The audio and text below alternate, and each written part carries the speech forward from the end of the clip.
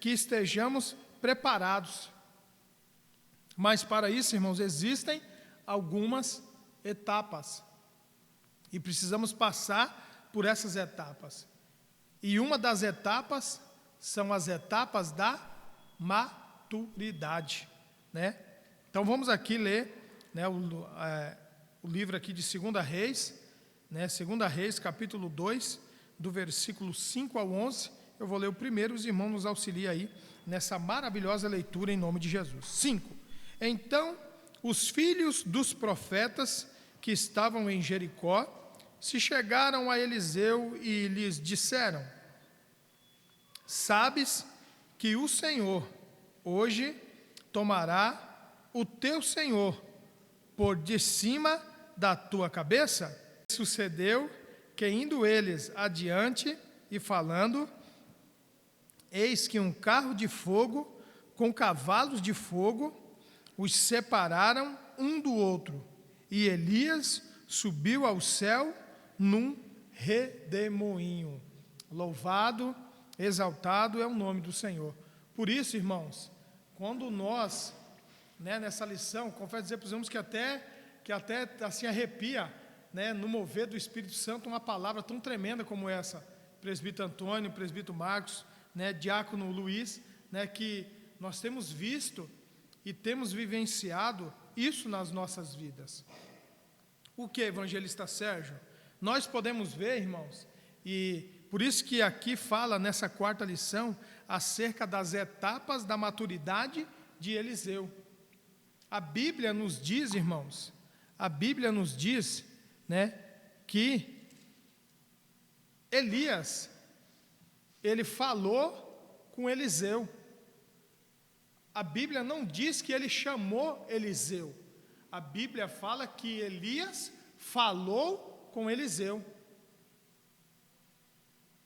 E a Bíblia também nos diz que Eliseu, ele não foi emocionado, ele não ficou, digamos assim, com aquela alegria espontânea e foi atrás de Elias. Não, Eliseu, quando ele ouviu o que Elias havia falado a ele, ele logo se atentou, ele se prontificou, ele viu que o negócio era com ele, não era com Elias, era com ele.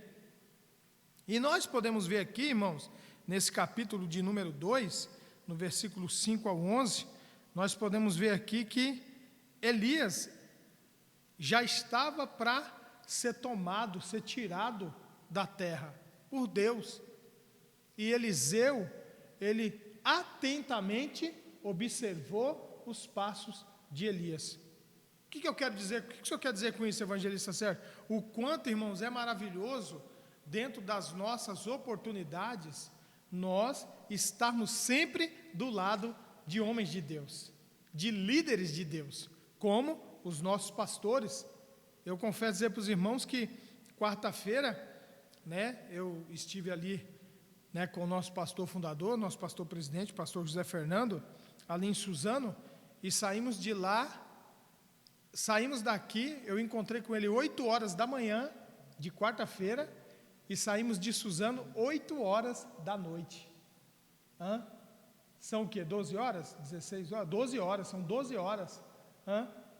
E essas 12 horas, irmãos, o que eu busquei fazer? Eu busquei entender o que o Senhor estava falando comigo, através do servo de Deus, aprendendo, sempre conectado, sempre antenado. Por isso que a lição fala para nós, etapas da maturidade de Eliseu. Então isso é maravilhoso. Mas nós vamos ver aqui no texto áureo que nos diz assim: ensina-me a fazer a tua vontade, pois és o meu Deus. Guiei-me o teu bom espírito por terra plana. Salmo 143, 10. Então o que nós vamos aprender aqui, evangelista, nessa lição? Nessa lição de número 4. Qual que é o objetivo? O objetivo dessa lição, irmão, é conhecer a história da vida de Eliseu, é entender que Deus chama para o seu trabalho homens e mulheres dispostas a servi-lo. Reconhecer que Eliseu foi usado com muito poder para realizar milagres.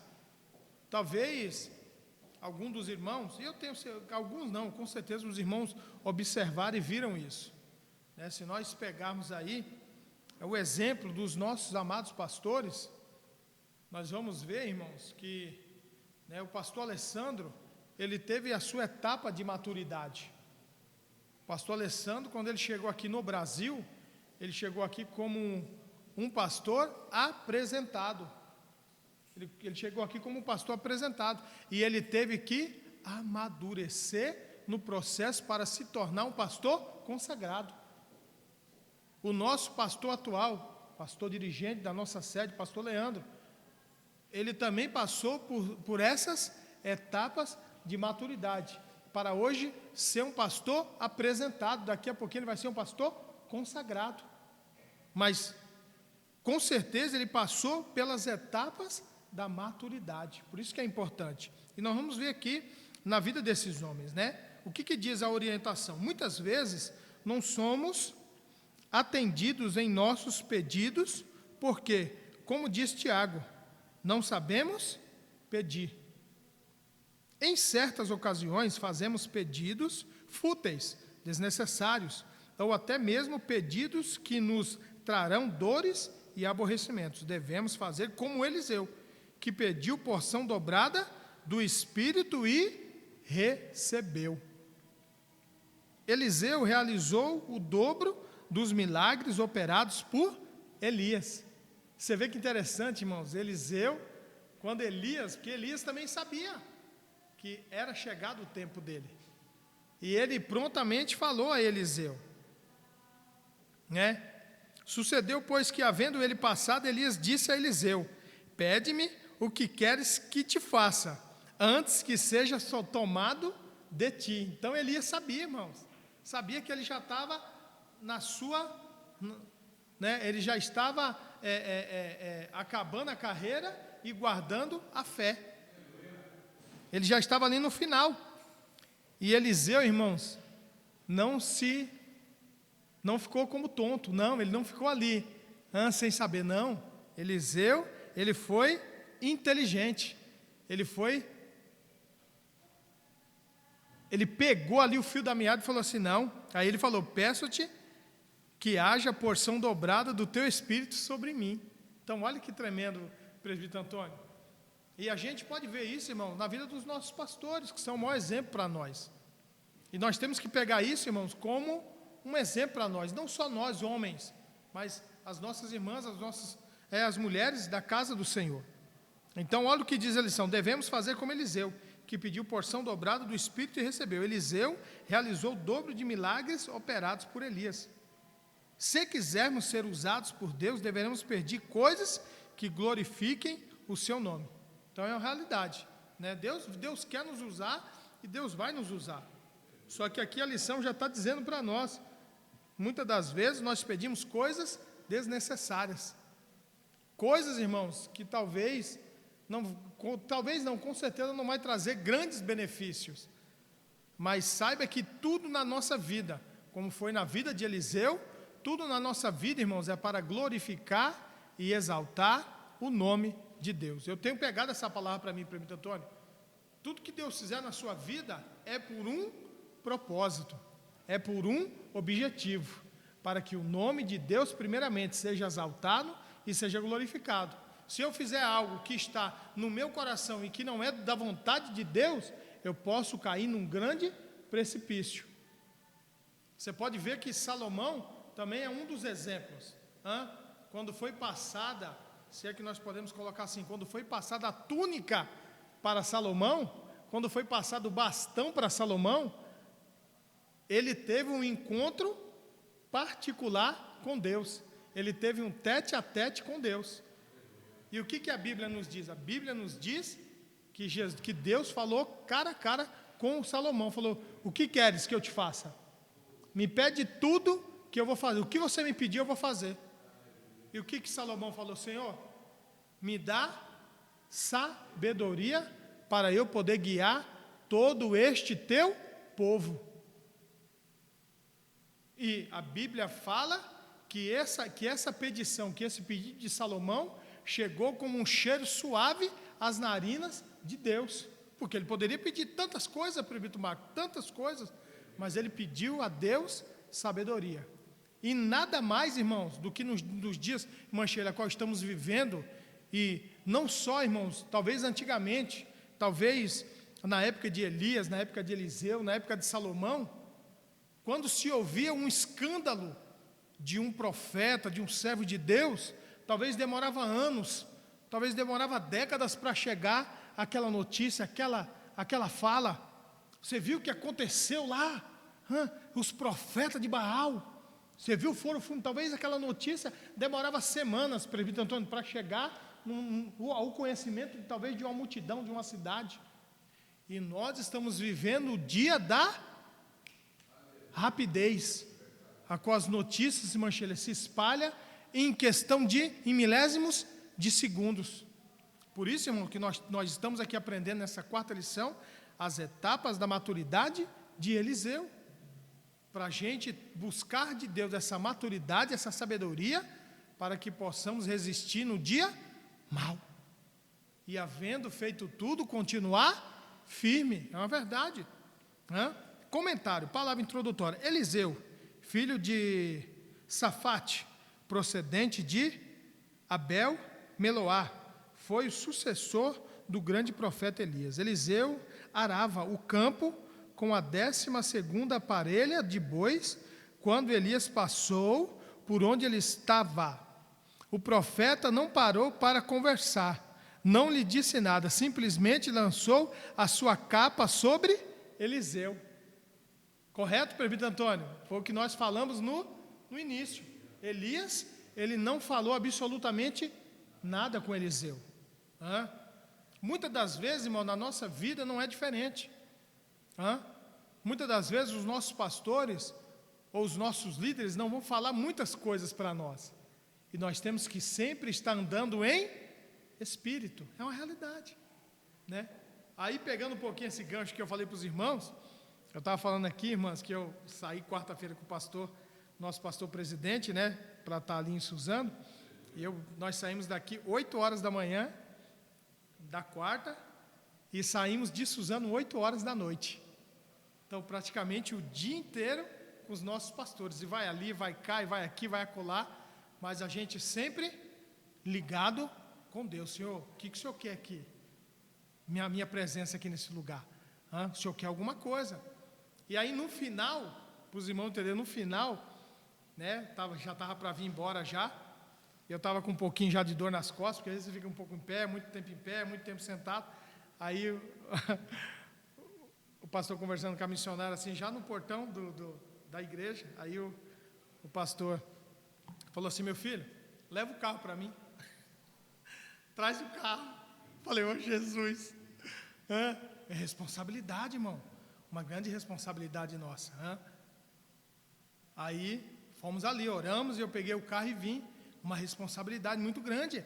Está andando com os nossos pastores, com os nossos fundadores, né? E a gente sempre, Senhor, vai dando o livramento, vai aqui nos guardando, nos abençoando aqui, nos dando a direção, direcionamento, a velocidade. Então a gente está conectado com tudo, né? Quando estavam chegando aqui já em Osasco, já estava pertinho já, em Osasco, aí a nossa missionária despertou, ela descansou tão assim, que ela falou assim: meu filho, já chegamos em Osasco. Falei: missionária, já chegamos em Osasco.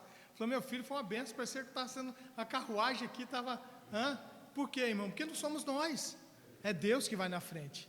Então nós temos que aprender essas etapas da maturidade como Eliseu. Você vê que ali Elias não falou nada com Eliseu, mas a Bíblia fala que ele lançou sobre ele a sua capa, e aí ele se ligou. Por favor, muito bem colocado pelos irmãos.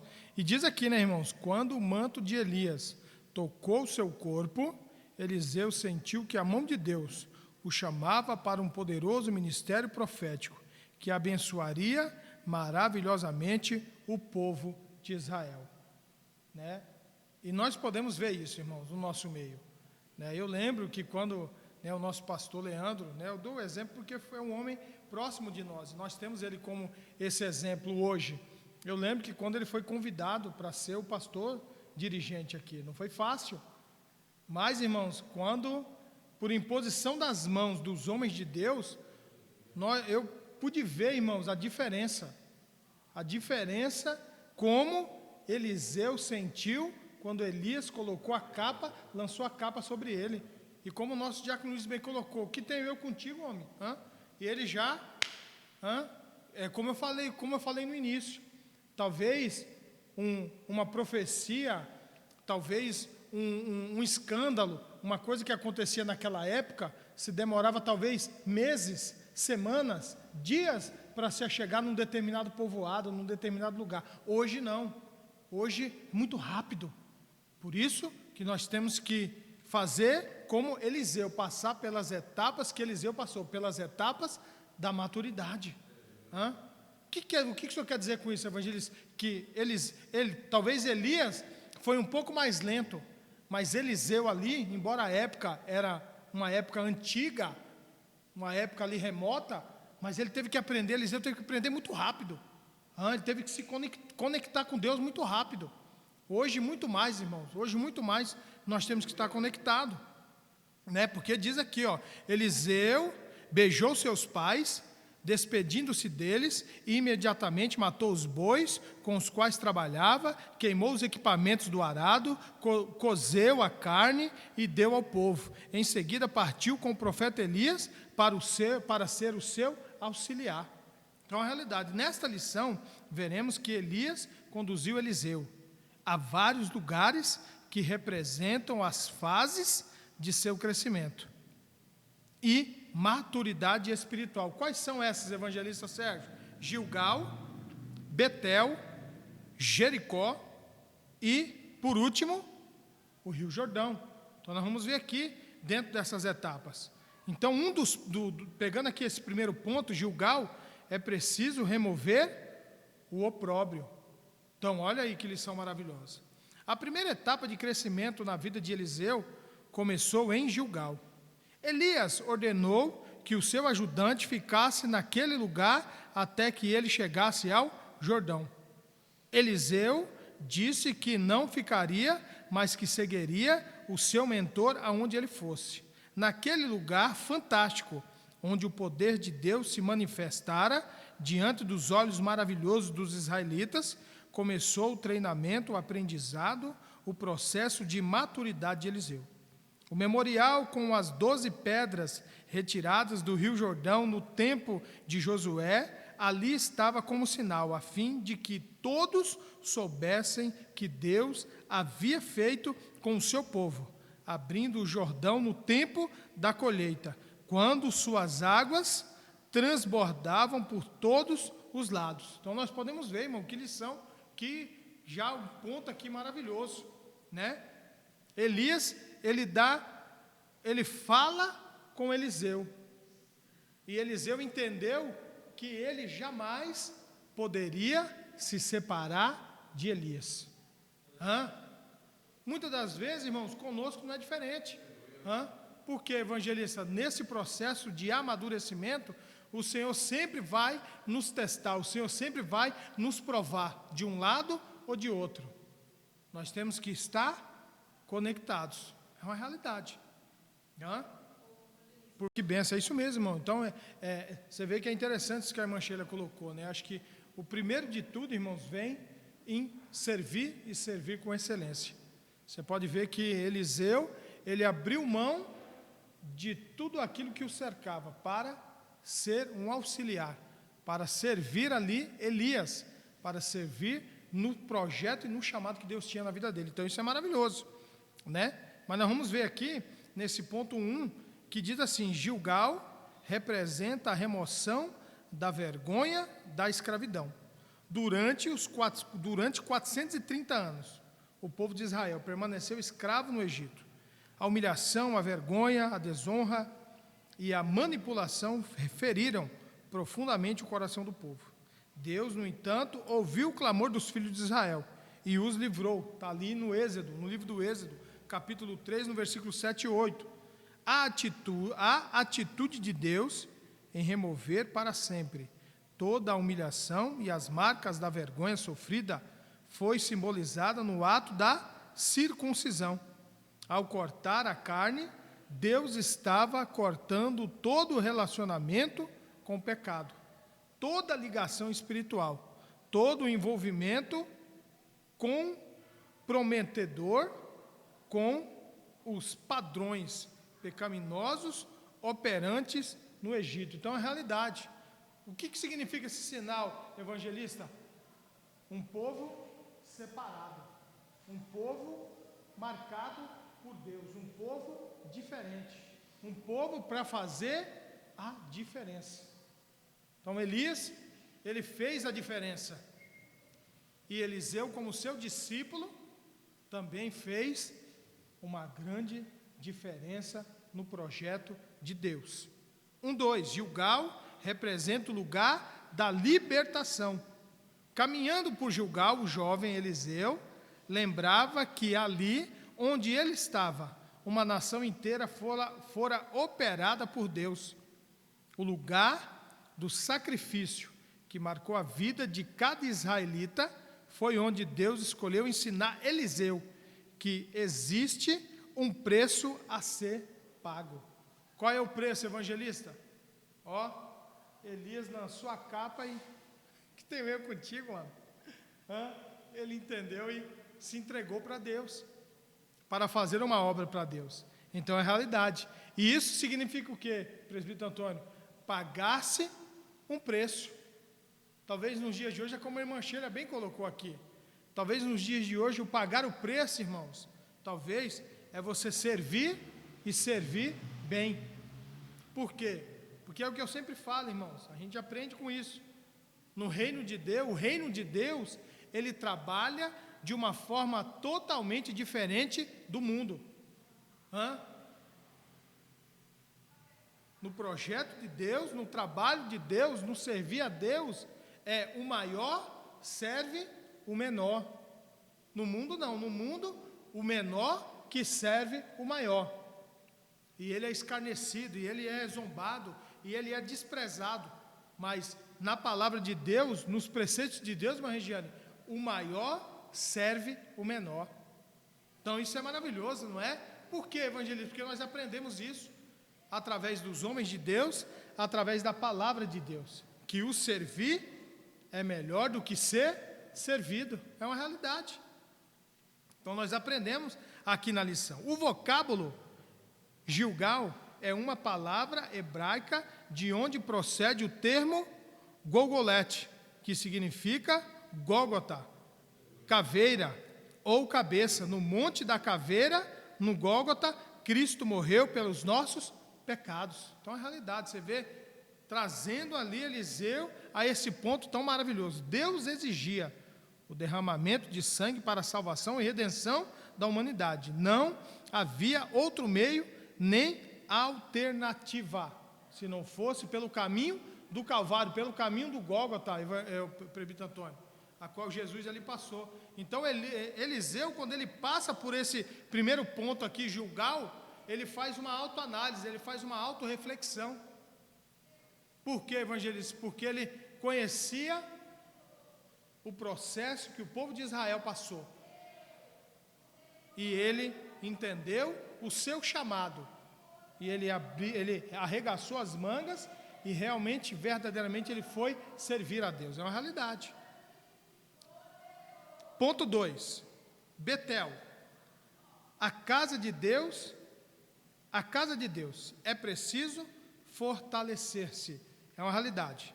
A segunda etapa do amadurecimento espiritual de Eliseu deu em Betel, que significa casa de Deus. Elias ordenou que o seu ajudante ficasse naquele lugar.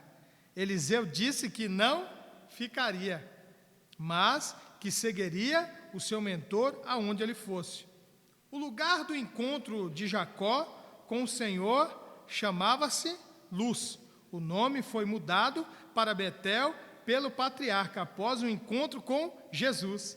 Jacó declarou que aquele lugar, Betel, era muito especial, terrível e sagrado. Ele descobriu que em Betel, na casa de Deus, o pecado é bem-vindo referindo-se à situação em que ele mesmo se encontrava.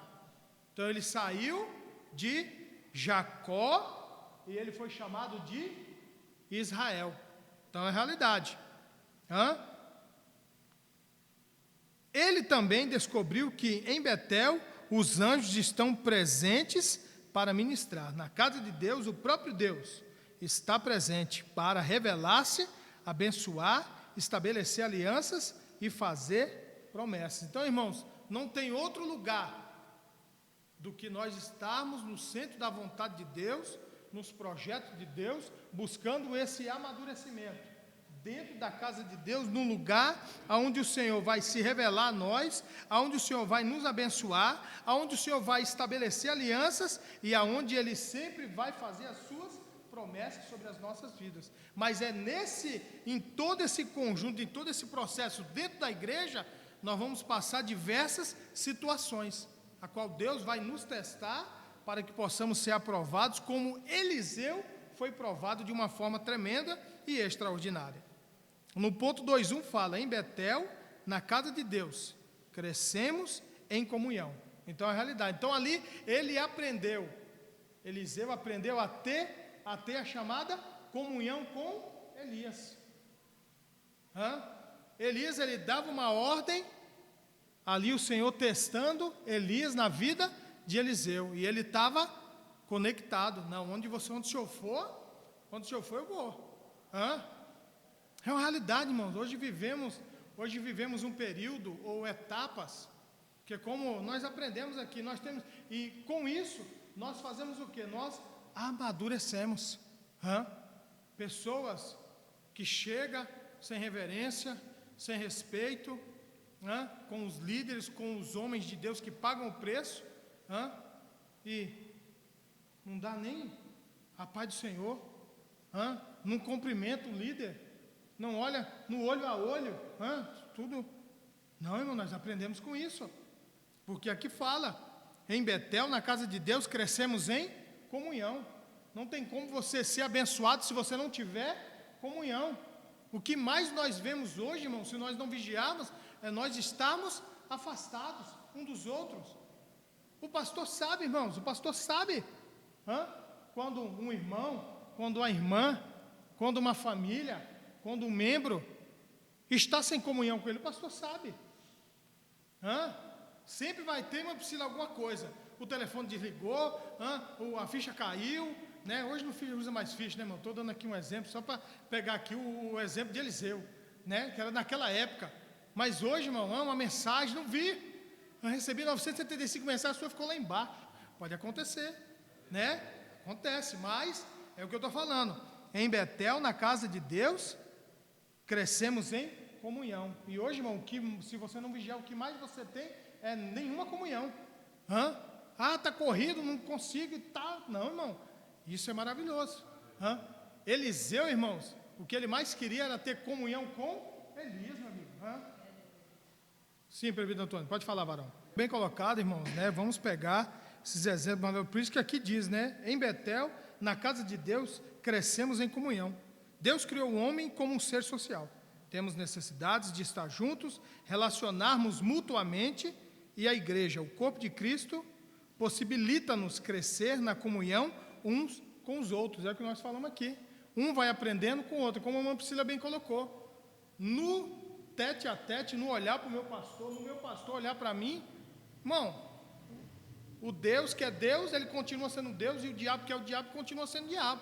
Vai ter um choque, ele vai ter, vai ter um fio desencapado ali que não vai, né, irmão, Patrícia? O positivo com o negativo, irmão, vai dar, agora o positivo com o positivo, irmão, o camarada olha e tal, aí o outro também já está vendo, vou pegar essa brecha aí, essa aí eu já também, aí leva um monte, tudo fora do propósito e do projeto de Deus, tudo fora, aí a obra, irmãos, que é na sua totalidade, ela fica fragilizada, é uma realidade, traz grandes transtornos para a obra de Deus, mas o Senhor não deixa nada oculto, nada, irmãos, nada, mas a obra de Deus continua, por isso que ele diz aqui, possibilita-nos crescer na comunhão uns com os outros. Então é a realidade. Assim como o corpo humano possui vários membros diferentes, ligados entre si, da mesma forma, todos estamos ligados no corpo de Cristo,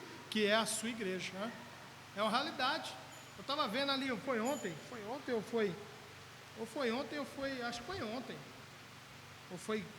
ontem foi sábado, sexta-feira, é uma realidade. A gente estava ali com a Laís, foi fazer um negocinho, ela foi fechar a porta, irmão, ela tacou a porta no dedo, pá, irmão, arrancou um bifão, e aí ela, ficou assim, pai, tá doendo. Falei, filha, vai passar já, foi só um trisquinho e tal. Meu irmão, quando ela sentou na cadeira, mas as lágrimas desciam, Patrícia, de dor. Então imagina, irmão, uma Patrícia, mas foi uma coisinha de nada, irmão, nós homens ainda, quer segurar, não, mulher não, irmão, não tem, imagina, irmão, uma feridinha, irmão, querendo ou não, depois eu vi, foi uma feridona, que eu falei para ela que a unha até vai cair, de tanto que machucou. Então imagina, irmã Sheila, foi um dedo, irmão, foi uma cabecinha do dedo, mas que, Diácono Luiz, deixou transtornado todo o corpo sentiu. Então é a realidade. Meu Deus, que instrumentalidade que Deus traz usando o corpo humano. Nós somos membro do corpo. E sem a cabeça, o corpo não serve para nada. Vai estragar, não vai funcionar, não vai trazer nada. Então Cristo é o cabeça. A igreja é o corpo, e nós somos os membros desse corpo. Estamos ligados. Nós sentimos quando o dedo machuca, quando você arranca uma pele, quando você rala. É uma realidade. Quando você torce o pé, quando você quebra, todo o corpo sente. Então Cristo está dizendo para nós. Nós temos que estar ligados, conectados, mas ligados de uma forma certa e não de uma forma errada.